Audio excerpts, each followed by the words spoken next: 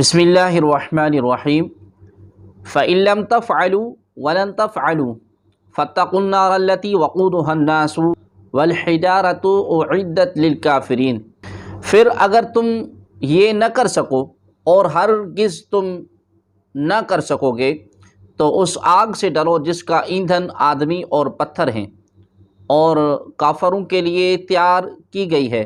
وقودها الناس، اس کا ایندھن آدمی اور پتھر ہیں۔ اس آیت میں آدمی سے کافر اور پتھر سے وہ بت مراد ہیں جنہیں کفار پوجتے ہیں اور ان کی محبت میں قرآن پاک اور رسول اللہ صلی اللہ علیہ وآلہ وسلم کا انکار کرتے ہیں۔ پتھروں کا جہنم میں جانا ان پتھروں کی سزا نہیں بلکہ ان کے پجاریوں کی سزا کے لیے ہوگا، یعنی پجاریوں کو ان پتھروں کے ساتھ سزا دی جائے گی۔ اعدت للکافرین، وہ کافروں کے لیے تیار کی گئی ہے۔ اس سے معلوم ہوا کہ دوزخ پیدا ہو چکی ہے، کیونکہ یہاں ماضی کے الفاظ نیز کافروں کے لیے فرمانے میں یہ بھی اشارہ ہے کہ مومنین اللہ تبارک و تعالیٰ کے فضل و کرم سے جہنم میں ہمیشہ داخلہ سے محفوظ رہیں گے، کیونکہ جہنم بطور خاص کافروں کے لیے پیدا کی گئی ہے۔ وَبَشِّرِ الَّذِينَ آمَنُوا وَعَمِلُوا الصَّالِحَاتِ أَنَّ لَهُمْ جَنَّاتٍ تَجْرِي مِن تَحْتِهَا الْأَنْهَارُ كُلَّمَا رُزِقُوا مِنْهَا مِن ثَمَرَةٍ رِزْقًا قَالُوا هَٰذَا الَّذِي رُزِقْنَا مِن قَبْلُ وَأُتُوا بِهِ مُتَشَابِهًا وَلَهُمْ فِيهَا أَزْوَاجٌ مُطَهَّرَةٌ وَهُمْ فِيهَا خَالِدُونَ۔ اور خوشخبری دے انہیں جو ایمان لائے اور اچھے کام کیے، ان کے لیے باغ ہیں جن کے نیچے نہریں رواں ہیں۔ جب انہیں ان باغوں سے کوئی پھل کھانے کو دیا جائے گا، صورت دیکھ کر کہیں گے یہ تو وہی رزق ہے جو ہمیں پہلے ملا تھا، اور صورت میں ملتا جلتا انہیں دیا گیا، اور ان کے لیے ان باغوں میں ستھری بیویاں ہیں اور وہ ان میں ہمیشہ رہیں گے۔ وَبَشِّرِ الَّذِينَ آمَنُوا وَعَمِلُوا الصَّالِحَاتِ، اور ان لوگوں کو خوشخبری دو جو ایمان لائے اور انہوں نے اچھے عمل کیے۔ اللہ تبارک و تعالیٰ کی سنت یہ ہے کہ قرآن میں ترہیب یعنی ڈرانے کے ساتھ ترغیب بھی ذکر فرماتا ہے، اس لیے کفار اور ان کے اعمال و عذاب کے ذکر کے بعد مومنین اور ان کے اعمال اور ثواب کا ذکر فرمایا اور انہیں جنت کی بشارت دی۔ صالحات یعنی نیکیاں وہ عمل ہیں جو شرعاً اچھے ہوں، ان میں فرائض اور نوافل سب داخل ہیں۔ یہاں بھی ایمان اور عمل کو جدا جدا بیان کیا، جس سے معلوم ہوا کہ عمل ایمان کا جز نہیں ہے۔ وَأُتُوا بِهِ مُتَشَابِهًا، اور انہیں ملتا جلتا پھل دیا گیا۔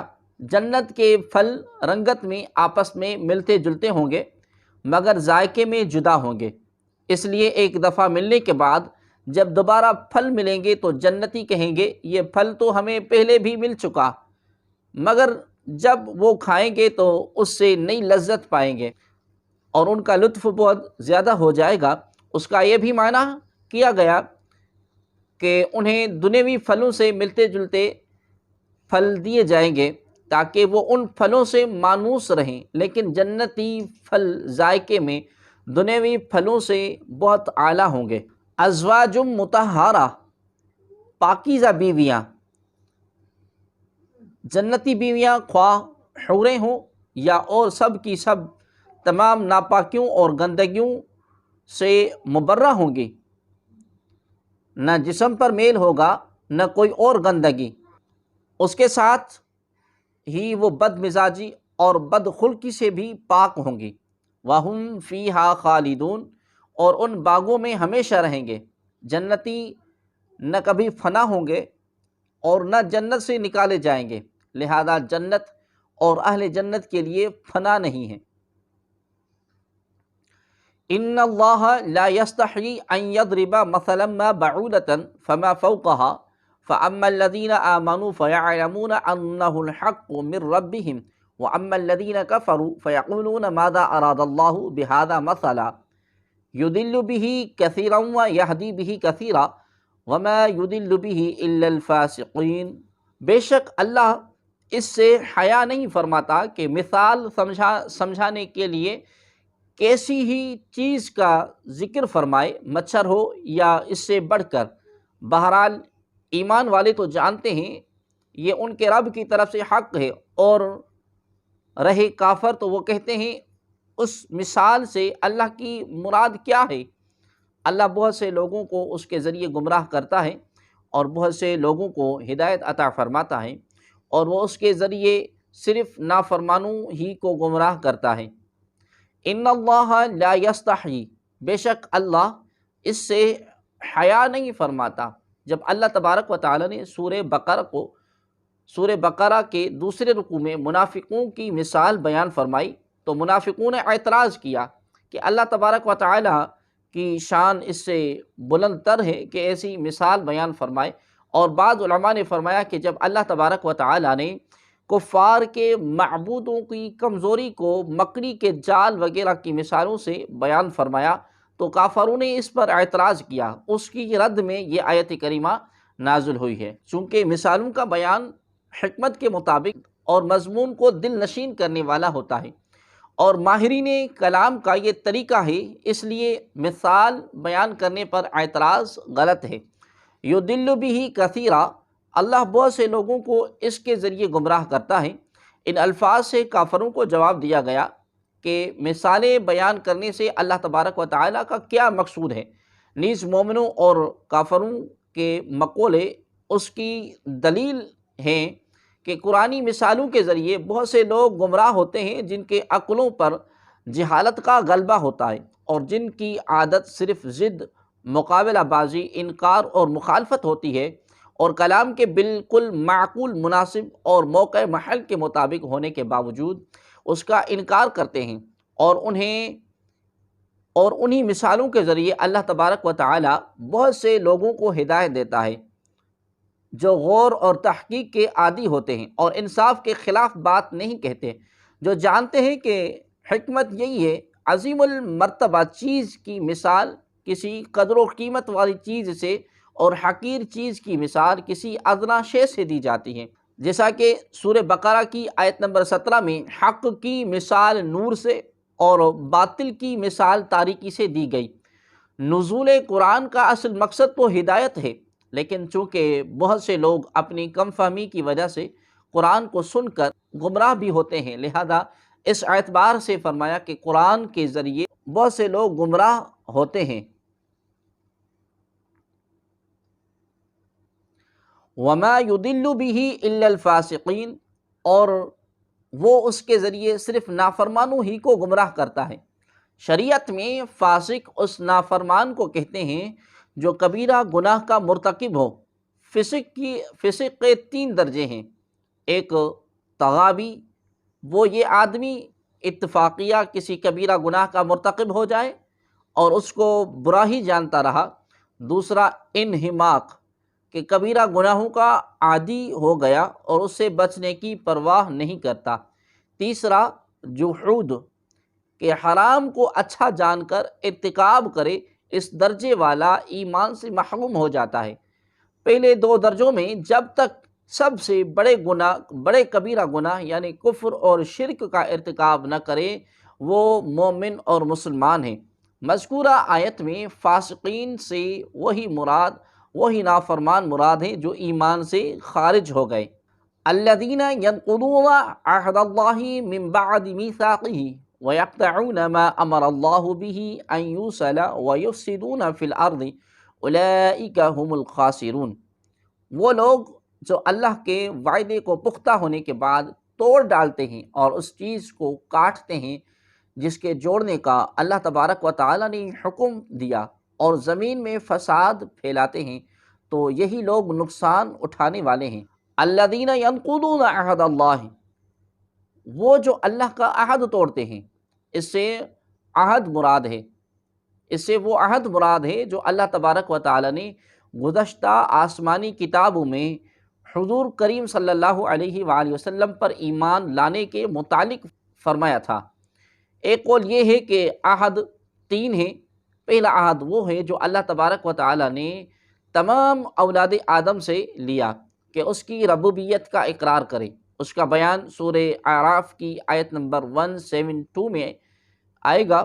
دوسرا عہد انبیاء کرام علیہ السلام کے ساتھ مخصوص ہے کہ رسالت کی تبلیغ فرمائیں اور دین قائم کریں۔ اس کا بیان سورہ احزاب کی آیت نمبر 7 میں ہے۔ تیسرا عہد علماء کے ساتھ خاص ہے کہ حق کو نہ چھپائیں۔ اس کا بیان سورہ آل عمران کی آیت نمبر 187 میں آئے گا انشاءاللہ۔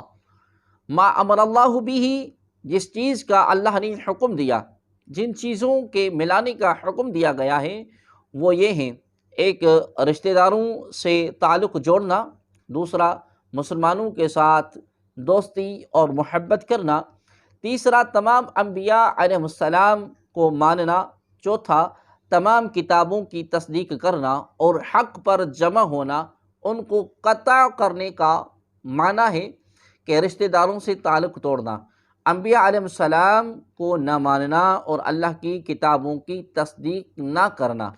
کیف تکفرون باللہ وکنتم امواتا فاحیاکم ثم یمیتکم ثم یحییکم ثم الیہ ترجعون۔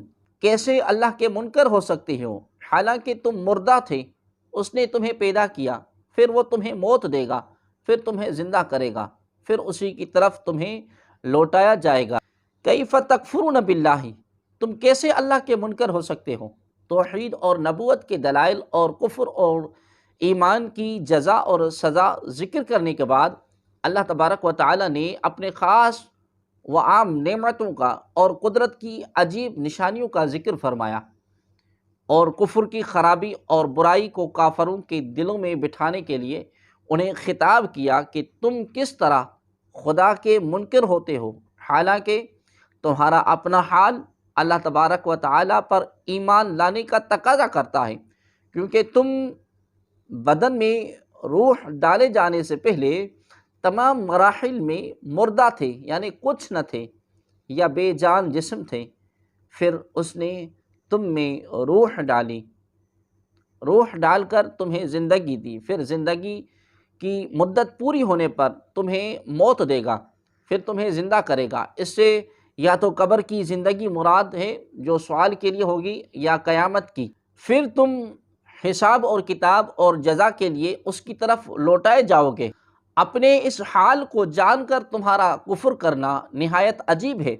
اس آیت میں غور کریں تو ہم مسلمانوں کے لیے بھی نصیحت ہے کہ ہم بھی کچھ نہ تھے، لیکن اللہ تبارک و تعالی نے ہمیں زندگی عطا کی اور زندگی گزارنے کے لوازمات اور نعمتوں سے نوازا، تو اس کی عطا سے فائدہ اٹھا کر اس کی یاد سے غافل ہونا اور ناشکری اور غفلت کی زندگی گزارنا کس طرح ہمارے شایان شان نہیں ہے۔ هو الذی خلق لکم ما فی الارض جمیعا ثم استوى الى السماء فسواہن سبع سماوات وهو بكل شیء علیم۔ وہی ہے جس نے جو کچھ زمین میں ہے سب تمہارے لیے بنایا، پھر اس نے آسمان کے بنانے کا قصد فرمایا تو ٹھیک 7 آسمان بنائے اور ہر شے کا خوب علم رکھتا ہے۔ هو الذی خلق لکم، وہی ہے جس نے تمہارے لیے بنایا۔ تمام انسانوں کو فرمایا گیا کہ زمین میں جو کچھ دریا، پہاڑ، کانے، کھیتی، سمندر وغیرہ ہیں، سب کچھ اللہ تبارک و تعالی نے تمہارے دینی اور دنیاوی فائدے کے لیے بنایا ہے۔ دینی فائدہ تو یہ ہے کہ زمین کے عجائبات دیکھ کر تم اللہ تبارک و تعالی کی حکمت اور قدرت کی معرفت نصیب ہو، اور دنیاوی فائدہ یہ ہے کہ دنیا کی چیزوں کو کھاؤ پیو اور اپنے کاموں میں لاؤ۔ جب تک اللہ تبارک و تعالیٰ کی طرف سے کوئی ممانعت نہ ہو، تم ان نعمتوں کے باوجود تم کس طرح اللہ تبارک و تعالیٰ کا انکار کر سکتے ہو؟ ناظرین محترم، اس آیت سے معلوم ہوا کہ جس چیز سے اللہ تبارک و تعالیٰ نے منع نہیں فرمایا وہ ہمارے لیے مباح اور حلال ہے۔ وَهُوَ بِكُلِّ شَيْءٍ عَلِيمٌ، اور وہ ہر شے کا خوب علم رکھتا ہے۔ کائنات کی تخلیق اور اسے وجود میں لانا اللہ تبارک و تعالیٰ کے کامل علم کی دلیل ہے، کیونکہ ایسی حکمت سے بھری مخلوق کا پیدا کرنا ایک ایک شے کا علم رکھے بغیر ممکن اور متصور نہیں۔ کافر مرنے کے بعد زندہ ہونے کو ناممکن سمجھتے ہیں۔ ان آیتوں میں کافروں کے اس عقیدے کے غلط اور باطل ہونے پر ایک عظیم دلیل قائم کی گئی ہے کہ جب اللہ تبارک و تعالی قدرت اور علم والا ہے اور جسم و حیات کی صلاحیت بھی رکھتا ہے، تو موت کے بعد دوبارہ زندہ کرنا کیسے ناممکن ہو سکتا ہے۔